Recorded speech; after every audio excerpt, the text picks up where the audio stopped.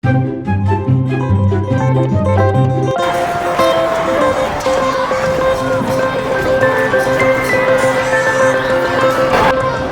家好，我係彼得保安員沈樂，而家我喺6F 班。我哋6F 班今年都非常之努力咁樣籌備體育運動嘅口號同埋打氣用品。等我哋而家一齊嚟嗌下我哋口號啦！1、2、3，勇敢前進，並肩作對，贏啦！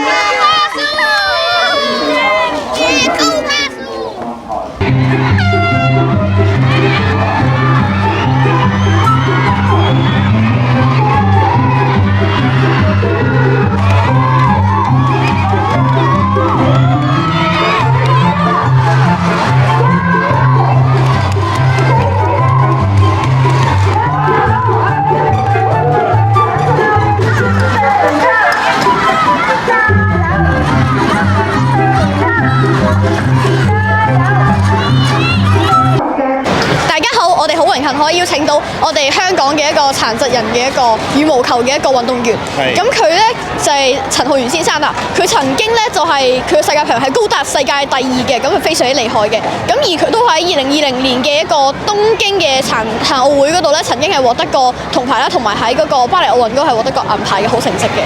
咁咧我哋今日就係我有少少問題想問一問你啦。咁我想問下你係堅持咗玩呢項羽毛球呢一項運動係幾多年嘅大約？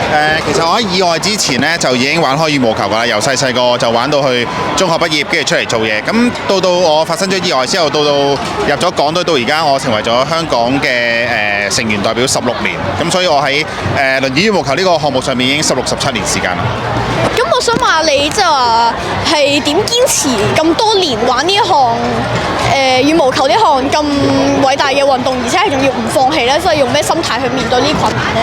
因為我係香港現時唯一一個輪椅羽毛球運動員啦，咁所以首先就係睇下你有幾熱愛呢個運動啦。當你熱愛嘅時候，就算人哋拋你走，你都會繼續玩。其次就係你想透過你個運動帶到啲咩信息俾唔同嘅人啦。好似我咁就想話俾大家聽，原來殘疾人士都可以好有價值嘅，殘疾人士都可以令到社會為你感覺到驕傲。所以我就一路堅持落，希望大家可以喺電視上面見到香港有一個咁成功嘅運動員，咁所以就一路堅持落嚟。咁我想問你喺羽毛球呢項運動裏邊有咩得着啊？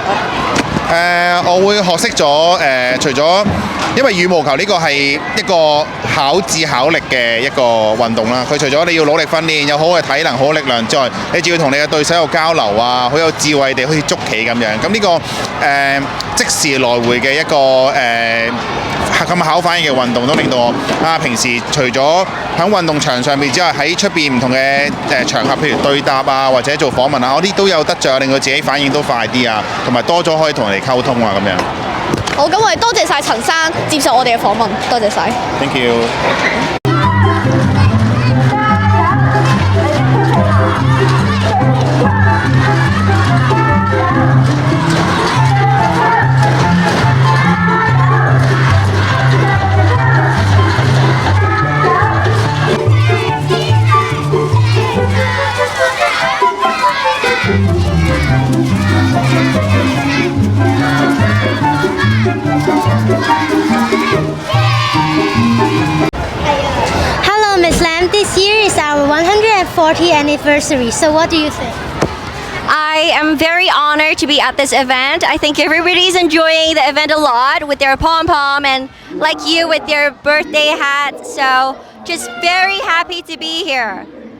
I enjoyed it very much too. So, what is your slogan? We have a Cantonese slogan for our courage classes, and it is 勇班全勝奪金一定。